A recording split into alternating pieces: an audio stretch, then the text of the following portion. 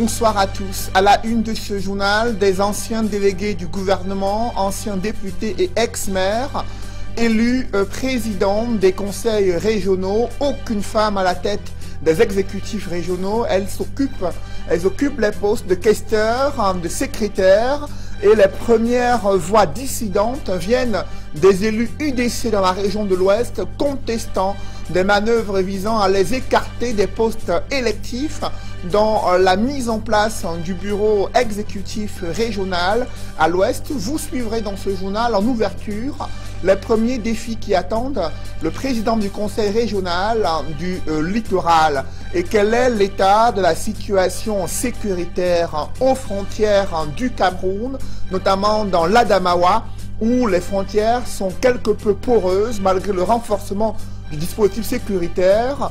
Les localités concernées sont dans un état de délabrement très inquiétant. On fait le point dans le journal de 20h. Nous évoquerons également l'évolution de la situation sociopolitique et sécuritaire en Centrafrique où des affrontements ont encore été signalés dans l'arrière-pays, ce pays d'Afrique centrale.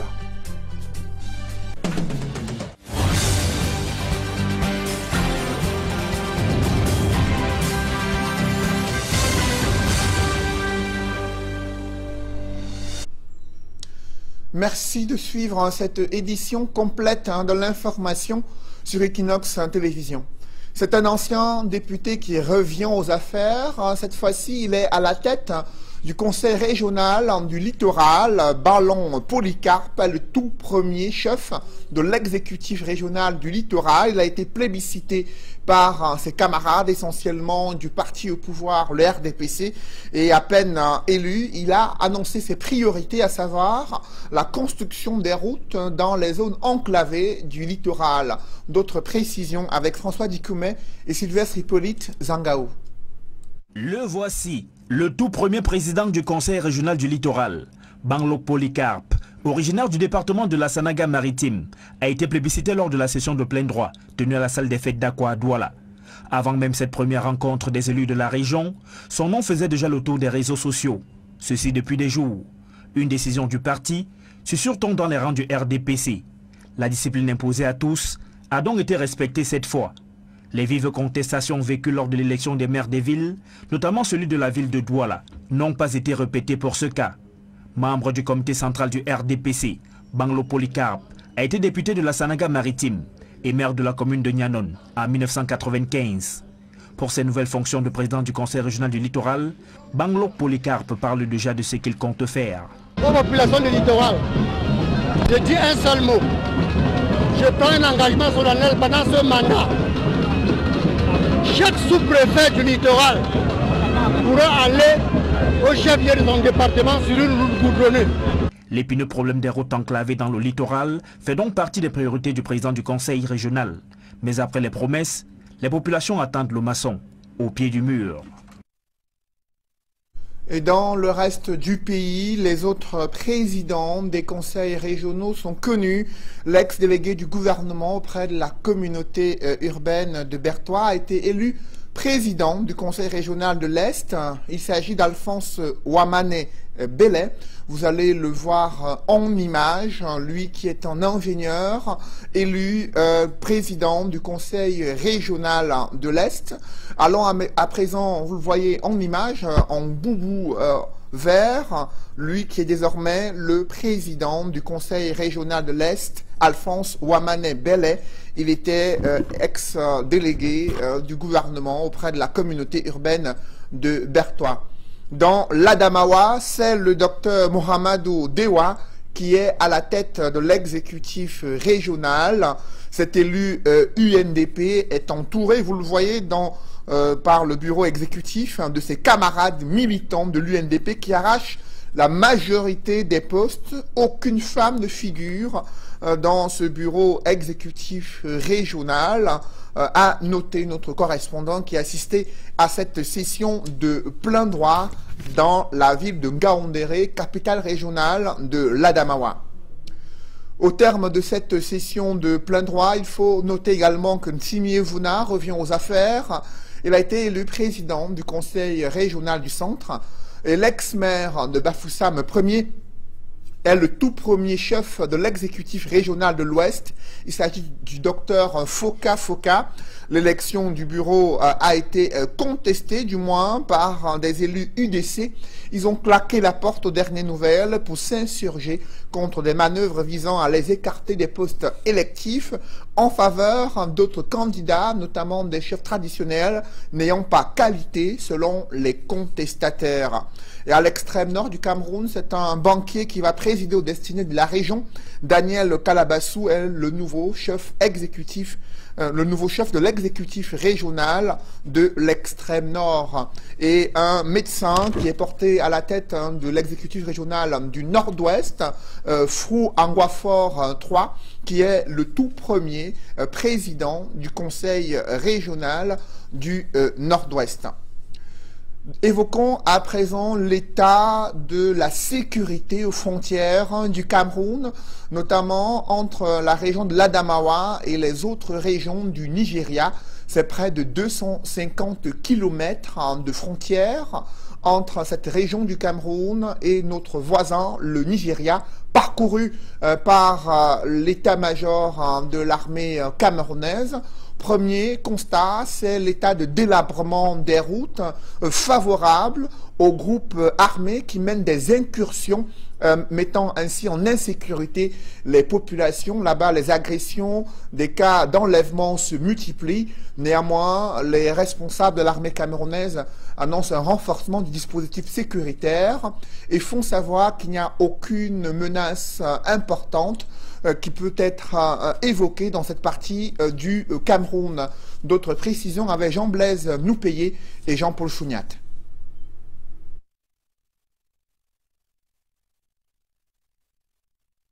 Un tracé de frontière sur 250 km entre la région de l'Adamawa en territoire camerounais, Taraba et Adamawa, deux États côté nigérian.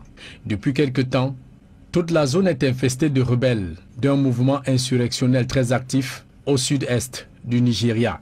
Les populations des deux départements, le Mayo-Bagno et le Faro-Edeyo, sont devenues des cibles privilégiées des attaques armées, pillage de récoltes, prise d'otages avec rançon, vol de bétail et motos.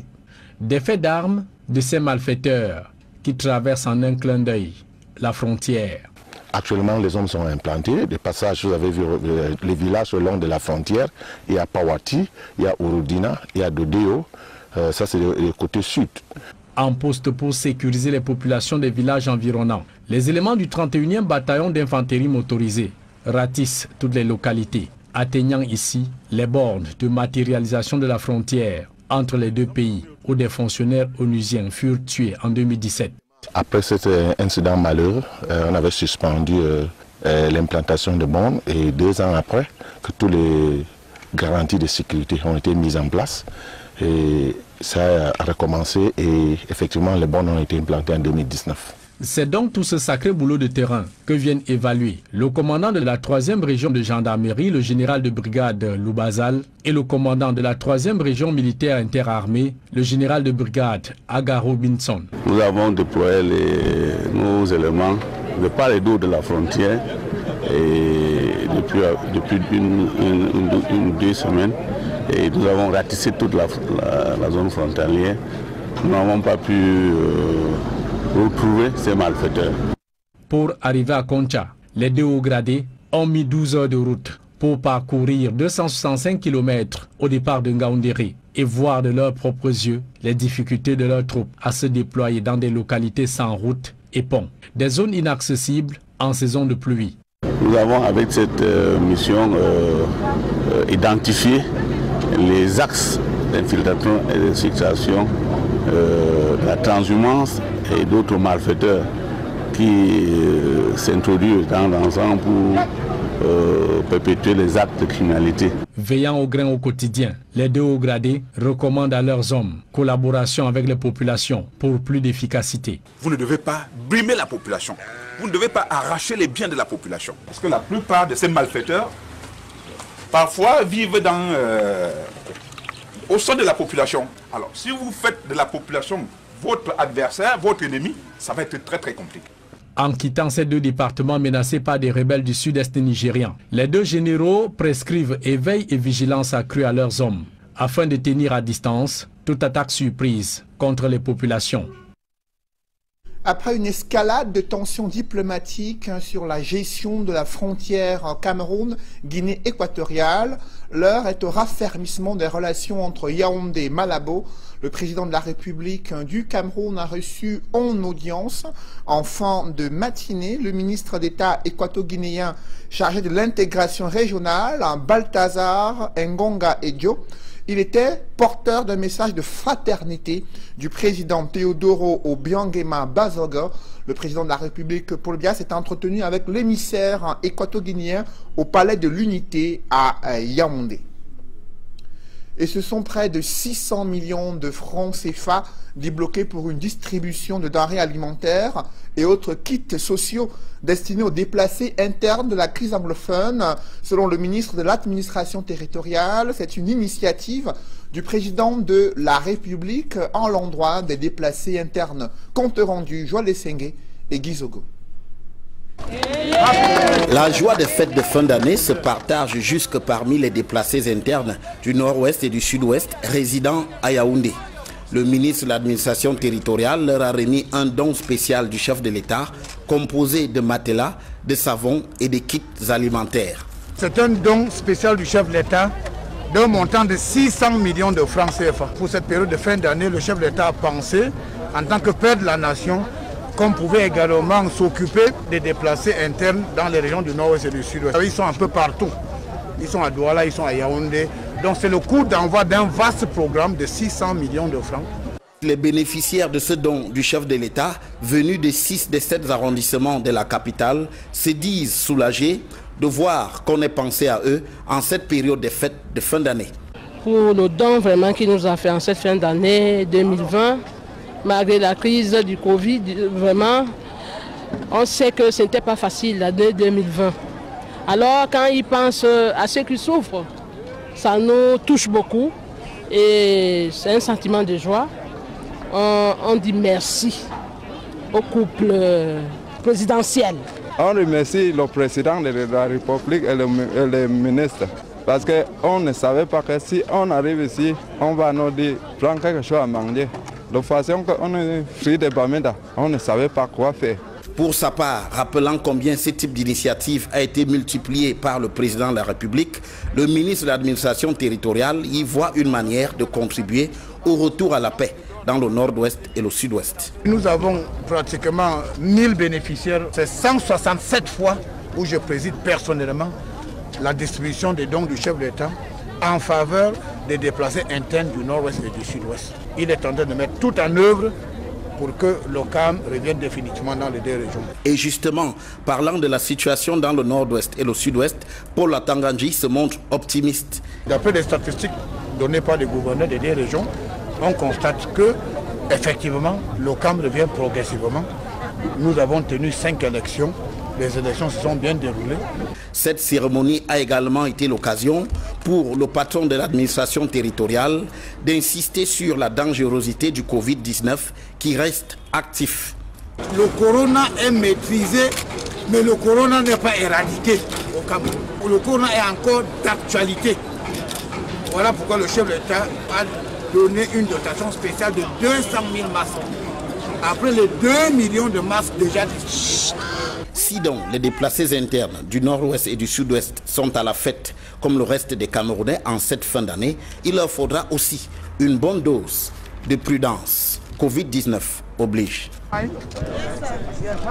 Le gouvernement déclare que 2200 réfugiés camerounais au Nigeria ont reçu de l'assistance humanitaire dans le cadre d'une initiative présidentielle.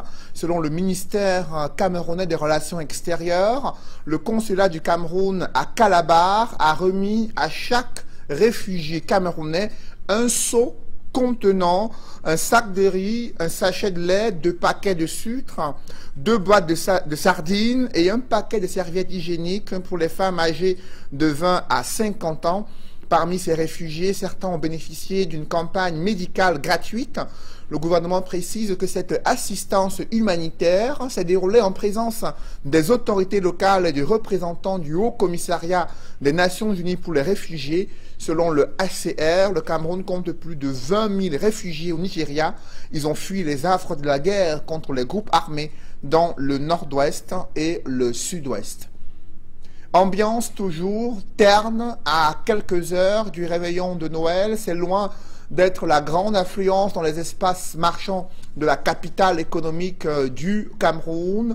Le cœur n'est pas vraiment à la fête. L'état d'esprit est loin d'être positif parmi les Camerounais rencontrés dans les principales artères de la ville de Douala. Reportage, Warren Zede et Isabelle Carole Zoupet.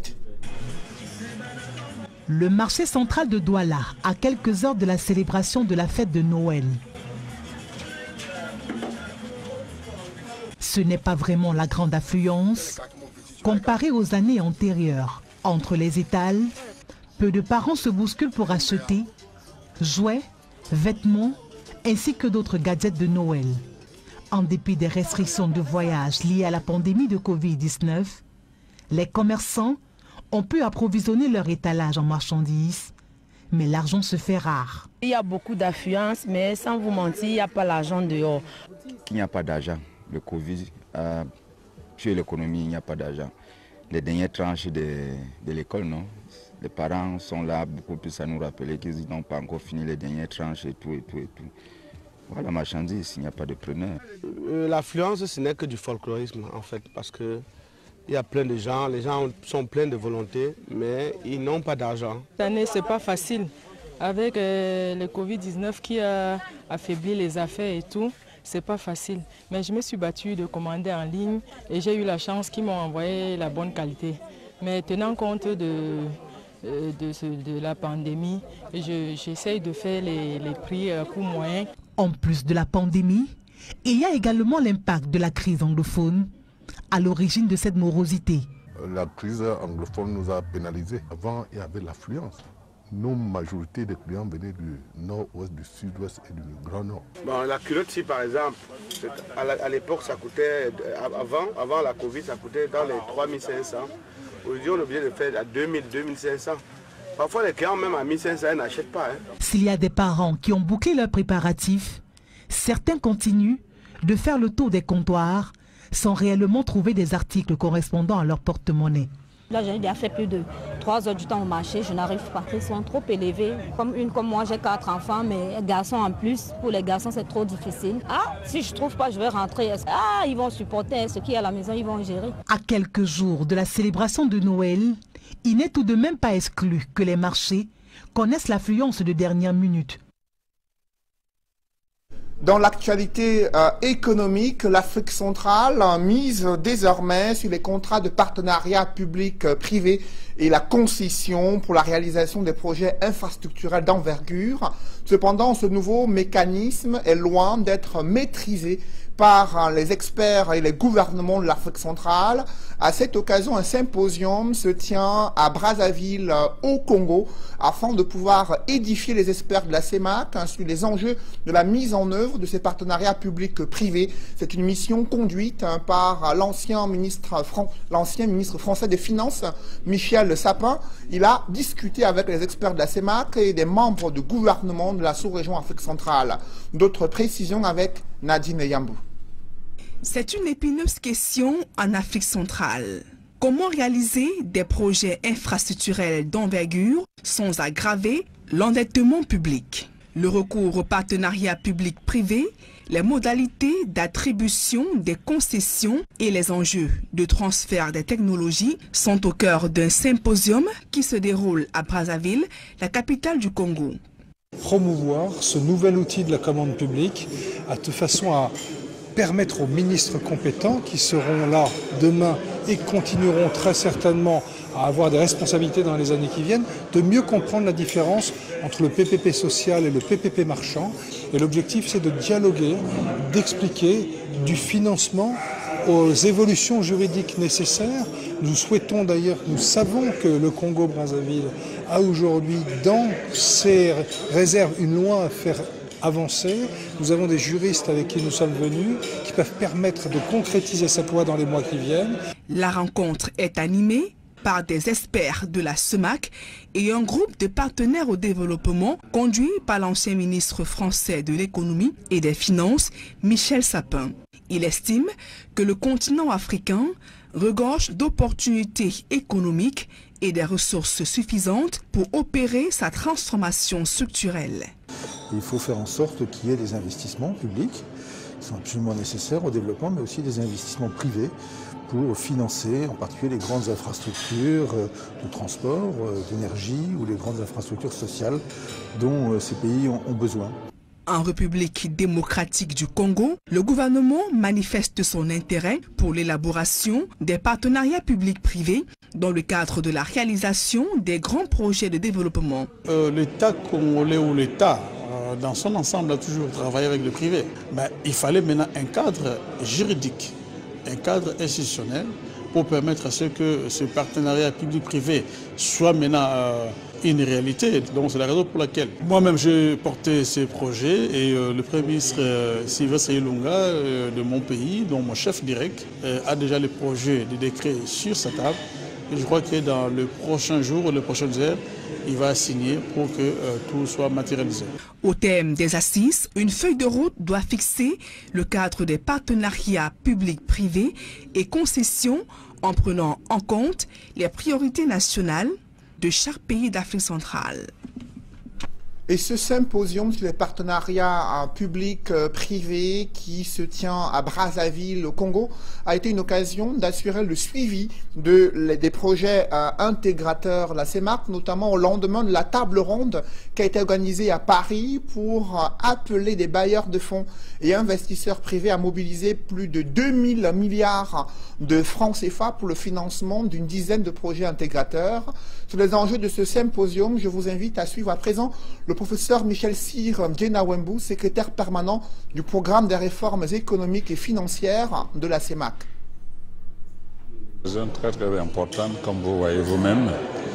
Il s'agit de la réunion des conditions de mise en œuvre des projets intégrateurs. Une chose est de réussir la conférence et avec les annonces de contribution. Une autre est de s'organiser pour que ces annonces soient traduites dans la réalité et que les projets démarrent effectivement.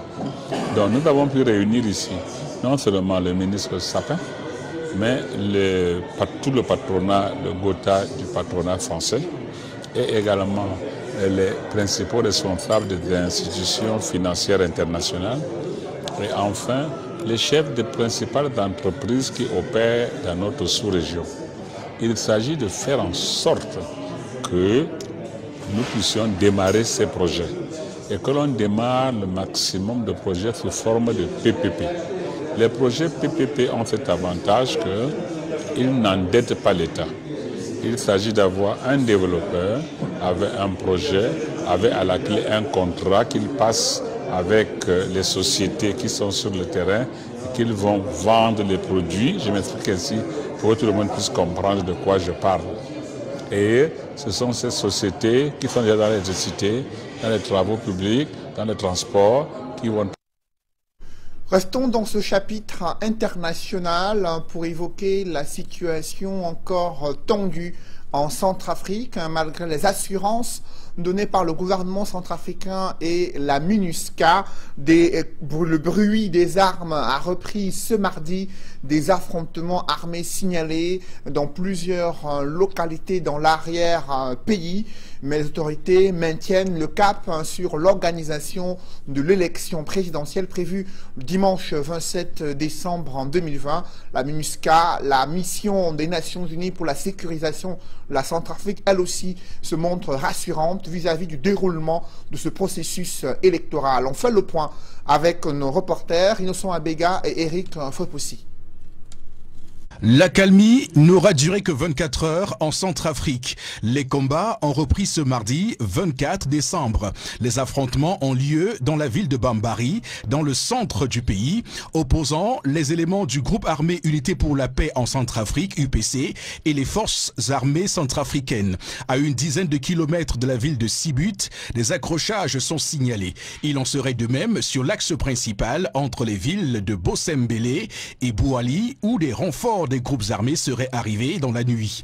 À Bossangoa, 305 km au nord de Bangui, les anti-Balaka ont chassé les électeurs qui venaient prendre leur carte à la mairie ce mardi 22 décembre. Malgré tout, la position officielle reste la même. Les élections auront lieu dimanche 27 décembre. Je pense aujourd'hui, nous nous préparons. Moi, en tant que candidat, je ne peux pas aller voter le 27. Et j'invite tous les Centrafricains épris de paix. Et ils doivent aller aux élections. La mission multidimensionnelle intégrée des Nations Unies pour la stabilisation en République centrafricaine, la MINUSCA, continue son action de sécurisation. La mission procède à une réallocation de ses moyens en vue de continuer à prévenir ce type de tentative et notamment à protéger la capitale Bangui. Mais je le répète, ces tentatives, elles visent à empêcher les Centrafricaines et les Centrafricains de choisir librement leur avenir à travers des élections. Et elles sont de ce fait totalement condamnables. À quelques jours de la présidentielle, la Centrafrique retient son souffle. Les tensions restent vives entre le président sortant Faustin Archange Touadéra et une alliance de circonstances au sein de laquelle s'activent François Bozizé, Anissé Georges Dologuélé et les principaux groupes armés. Des publi-reportages dans ce journal, l'association des opérateurs de téléphonie mobile, désormais membre du groupement interpatronal du Cameroun. Ces entreprises ont décidé de se mettre ensemble pour porter leur voix auprès des pouvoirs publics et aussi assurer un meilleur essor des télécommunications, de la téléphonie mobile à travers le triangle national. Un reportage.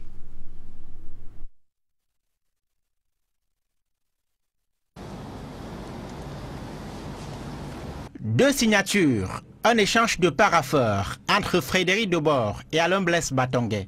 Le directeur général d'Orange Cameroun agit en sa qualité de président de l'association des opérateurs concessionnaires de téléphonie mobile au Cameroun.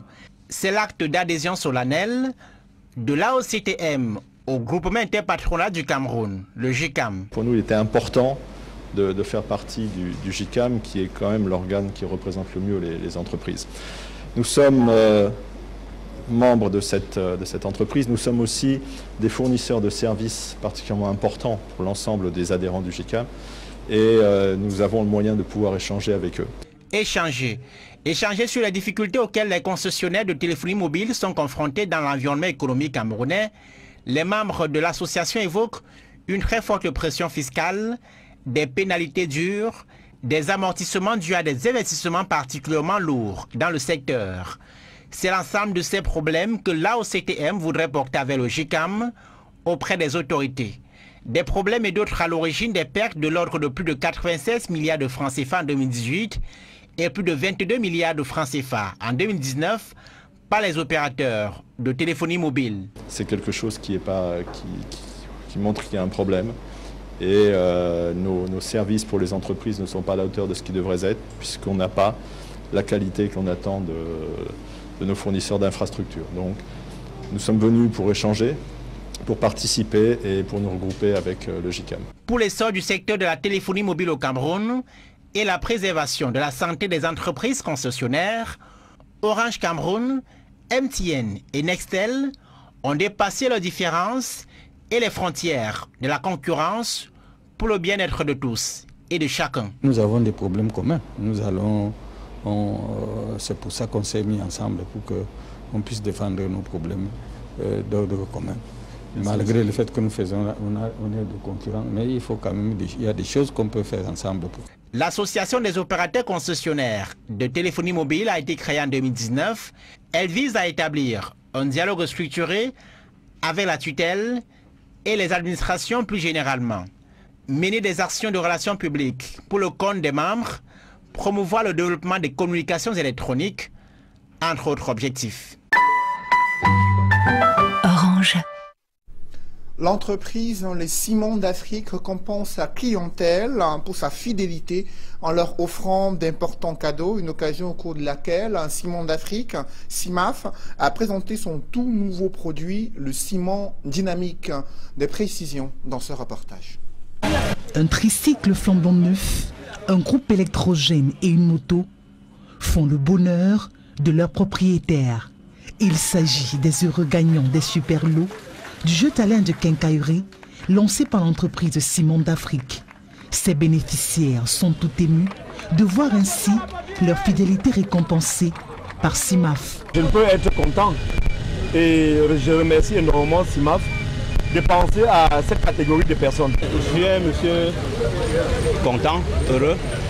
Je dois dire merci à CIMAF pour le jeu qu'il a bien voulu organiser. C'est ce jeu qui m'a permis de gagner la moto que vous voyez là et le téléphone.